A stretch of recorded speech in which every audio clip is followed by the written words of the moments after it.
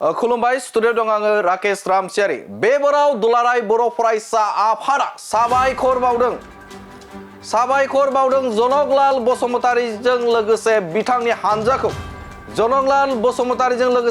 हानजाखौ दुलाराय बर' फरायसा आफादनि आफादगिरि दिपेन बर'आ साबायखर बावदों। नाथाय मा जाहोननि थाखाय साबायखर बावदों नोंथांमोना खौरां बिजोंनि गेजेरजों मिन्थिनो मोनखाबाय जानांगौ। खौरां बिजोंनि गेजेरजों जनकलाल बसुमतारीया रोखा रोखा फोरमायखांबाय। जनकलाल बसुमतारीजों लोगोसे बिथांनि हानजाया गोख्रों नाजानायनि गेजेरजों नब कुमार सरनियानि एसटि सार्टिफिकेटखौ दाननो हाबाय होननानै बर' कसारी नङा होननानै फोरमान खालामनो हानायनि थाखाय जनकलाल बसुमतारीजों लोगोसे बिथांनि हानजाखौ दुलाराय बर' फरायसा आफादनि आफादगिरि दिपेन बर'आ साबायखर बावदों।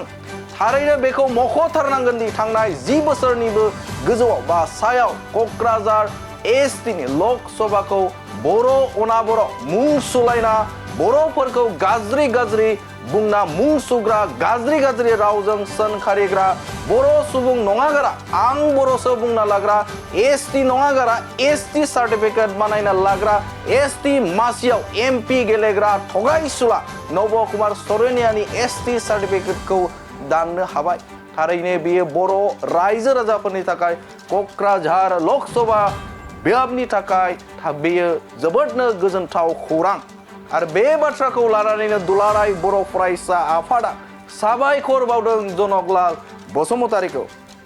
बेनि अनगायैबो बिथां दिपेन बर'आ मा बुंबावदों नोंथांमोननि गेजेराव बे समाव नोंथांमोननो बड'लेण्ड बुब्लिनि गेजेरजों होनि। मैया जोङो मिथिनो मोनदों जे आरो जोंनि खौरां बिजोङाव जों नुदों आसामनि स्टेट लेभेल स्क्रुटिनि जि कमिटि दङ बे स्टेट लेभेल स्क्रुटिनि कमिटिया गुवाहाटी हाइकर्टनि डाइरेक्सन बायदियै बिथांमोना क'क्राझारनि आथिखालनि एमपि नब कुमार सरनिया बिथाङा गुबैयै जे एसटि नङा बिनि सायाव मोनसे भेरिफिकेसन खालामनानै आरो गोलाव समनि भेरिफिकेसननि उनाव बे स्क्रुटिनि कमिटिया बिथाङा माने बर' कसारी एसटि नङा होननानै प्रुभ खालामबाय। आरो बे प्रुभ खालामनायनि उनाव दिनै बिथाङा 2014निफ्राय बर' कसारी हिसाबै लकसभायाव बा भारतनि पार्लियामेन्टआव जे देरहासारलांदोंमोन आरो थगायनानै बा फोलानानै बिथाङा बे सार्टिफिकेटखौ जे लादोंमोन आरो बिनि उनाव नमिनेसन होनानै 2014 बिथाङा देरहाबाय। लोगोसेनो 2019आवबो देरहाबाय। प्राय 10 बोसोर बिथाङा दिनै एमपि आरो बिथाङा थारैनो जे बर' कसारी नङामोन बे दिनै प्रमान जाफैबाय। आरो बिनिखायनो बेखौ गोब्राब नाजाबनाय आरो नांथाबनानै बे मोगथां अबस्थायाव लाबोनायनि थाखाय जनकलाल बसुमतारी मानगोनां बिथांखौ दुलाराय बर' फरायसा आफादा साबायखर बावदों। खारन बे मोनसे आइननि मोनसे जुज आइननि मोनसे बे दावहा आरो बे आइननि दावहायाव जथेस्थ' बिथाङा आरो बिथांमोननि टिमा नाजाथाबदों। आरो बेखायनो जोङो जेब्लाबो मोजां खामानि मोजां बाथ्रा आरो मोजां इनिसियेटिभखौ जोङो वेलकाम खालामनांगोन क्रेडिट होनांगोन आरो मोजांखौ मोजां आरो गाज्रिखौ गाज्रि होननानै दुलाराय बर' फरायसा आफादा साहसनि गेजेरजों जों बुंबोदों। आरो बे बेलायाव जनकलाल बसुमतारीखौ जों वेलकाम खालामो।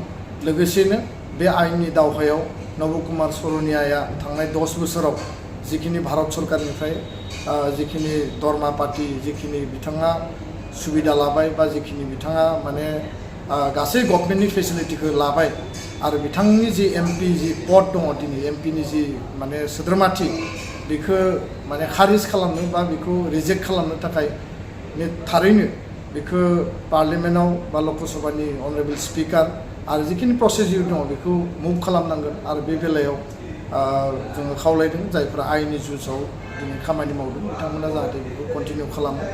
आरो नब कुमार सरनिया बायदि सुबुङा बर' अनाबर'नि मुङाव माने हारियारि हिंसा दाङाबाजिनि मुङाव आरो बर'नि उल्था एसटिनि उल्था बड'लेण्डनि उल्था बिटिआर आरो बिटिसिनि उल्था खोथा बुंनानै बा मोनसे केवास आरो मोनसे हिंसायारि थासारि सृष्टि खालामनानै दिनै बिथाङा एमपि देरहालांदोंमोन। आरो थारैनो बिथाङा सासे थगायसुला बेक्ति आरो बेखौ दिनै प्रमान खालामनो हानाया बयनिबो थाखाय मोनसे गोजोनथाव रादाब। आं बेखौनो फोरमायबाय। गोजोन्थों। सेरफांगुरि बाजार सुरुमा माग बिहु दामाका अफार लाबोदों। क'क्राझार जिल्ला सेरफांगुरियाव थानाय फुंखा एन्टारप्राइज बाजार श'रुमा 11 जानुवारिनिफ्राय 31 जानुवारिसिम माग बिहु दामाका अफार आरो एक्सचेन्जनि खाबुफोर होगासिनो दङ। नोंथांमोना सेरफांगुरियाव थानाय फुंखा एन्टारप्राइज बाजार श'रुमाव खुंफुंजानाय माग बिहु दामाका अफार एक्सचेन्जआव फैनानै नोंथांनि लुबैनाय बाजाजनि बाइकखौ लांफैनो हागोन। बाजाजनि बाइक सालायनो मोजां मोनग्रा रायजो राजाफोरनो फुंखा एन्टारप्राइज बाजार श'रुमा लोगोसे मोजां अफारफोरबो लाबोदों। बेफोरनो जाबाय 90% लन, गंनै हेलमेट फ्रि, केस होनानै बाइक बायगिरिफोरनो 1000 रां केसबेक हरफिननाय जागोन आरो माग बिहु दामाका अफार एक्सचेन्जजों लोगोसे बाइक बायगिरिफोरनो गांसे ब्लेंकेट फ्रि हरफानाय जागोन। फुंखा एन्टारप्राइज बाजार श'रुमा आरो मोजां खाबुबो होबावदों। 500 रां होग्रोनानै गोसोबायदि बाइकखौ आवग्रिना दोननो हागोन आरो गासै गारिजों लोगोसे मोनफा मोनफायै इस्यु गिफ्ट हरफानाय जागोन। आबुङै मिथिबावनो थाखाय 8135872656 आरो 9101547892 जानबुं नम्बराव खौरां लाहरनो हागोन।